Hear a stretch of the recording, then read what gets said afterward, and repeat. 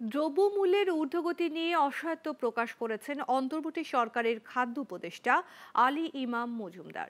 তিনি বলেন, নিত্য প্রয়োজনীয় জিনিসপত্রের দাম বেড়ে যাওয়ায় ক্রেতা হিসাবে নিজেও চাপে আছেন। খাদ্য অধিদপ্তরে দুপুরে খাদ্য পরিস্থিতি নিয়ে সমন্বয় সভা শেষে সাংবাদিকদের তিনি এসব কথা বলেন। উপদেষ্টা জানান, এবারের আমন বাজারে এলে চালের দাম কমে আসবে। চলতি মাসের 17 তারিখ থেকে সারা দেশে 5 লাখ টন সিদ্ধ চাল সংগ্রহ অভিযান শুরু করেছে খাদ্য অধিদপ্তর। সাথে 3 লাখ টন ধান ও 1 লাখ টন আতপ চাল সংগ্রহ করবে সরকার। মোহাম্মদ নুরুন নবীর রিপোর্টে বিস্তারিত। হেমন্তে আমন ধান কাটার উৎসব দেশে। এবার দেশের একাংশে বন্যায় ফসলের ব্যাপক ক্ষতি হলেও উত্তরাঞ্চলে হয়েছে আমনের বাম্পার ফলন, যা নিত্যপণ্যের দ্রব্যের উচ্চ দরের এই বাজারে কিছুটা হলেও স্বস্তি নিয়ে আসবে। এমনকি চালের দামও সহনীয় পর্যায়ে নামিয়ে আনা যাবে বলে আশ্বস্ত হচ্ছে অন্তর্বর্তী সরকার। উপকরণের দাম বাড়ায় কৃষকের উৎপাদন খরচ বেড়েছে। কৃষক যাতে ন্যায্য মূল্য পায় সে বিষয়ে সচেষ্ট সরকার। গেলবারের তুলনায় এবার প্রতি কেজি ধান ও চালের দাম 3 টাকা করে বেড়েছে। সে হিসেবে কেজি প্রতি আমন ধানের দাম 33 টাকা আর চাল 47 টাকা নির্ধারণ করা হয়েছে। আতপ চালের মূল্য ধরা হয়েছে 46 টাকা প্রতি কেজি। এসব কথাই জানানো হলো সংবাদ সম্মেলনে। আমরা আশা করছি যে আমন ফসলটা উঠলে দাম আর একটু কমবে।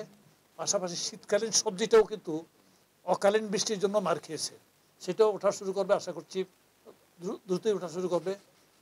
প্লাস শীতকালীন মাছের সরবরাহটা বাজারে আমাদের যে আভ্যন্তরীণ যেগুলি আছে, বদ্ধ জলাশয় যেগুলি আছে, এগুলি থেকেও মাছ সংগ্রহ বাড়ে।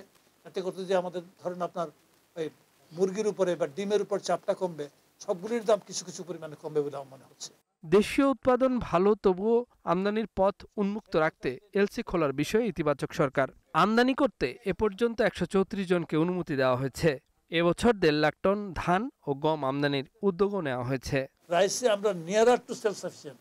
আমরা আদৌ চাল কিনে নিয়ে এমন 2-1 বছর কিন্তু গেছে, বরং চাল আমদানির উপরে হেভি ট্যারিফ যুক্ত করা ছিল এমন বছরও গেছে।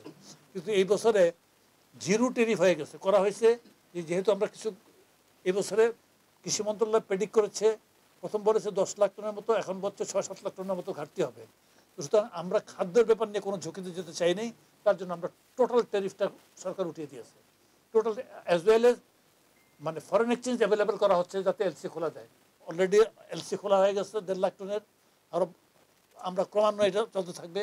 আন্তর্জাতিক উৎস থেকে বর্তমানে আমরা পজিটিভ রেসপন্স পাচ্ছি। জানানো হয়, সংগ্রহ অভিযান 17 নভেম্বর থেকে শুরু হয়ে 28 ফেব্রুয়ারি পর্যন্ত চলবে। চুক্তি করেও যেসব মিলার ধান ও চাল সরবরাহ করতে ব্যর্থ হবে তাদের কালো তালিকাভুক্ত করার পরিকল্পনা রয়েছে সরকারের। যখন কারো সারপ্লাস হয়, তার কিন্তু বিক্রি করতে হয়। বিক্রি করার জন্য সে সোর্স খোঁজে, আমাদের কেনা দরকার, আমরাও সোর্স খুঁজি। মোহাম্মদ নুরুন নবী, গ্লোবাল টেলিভিশন, ঢাকা।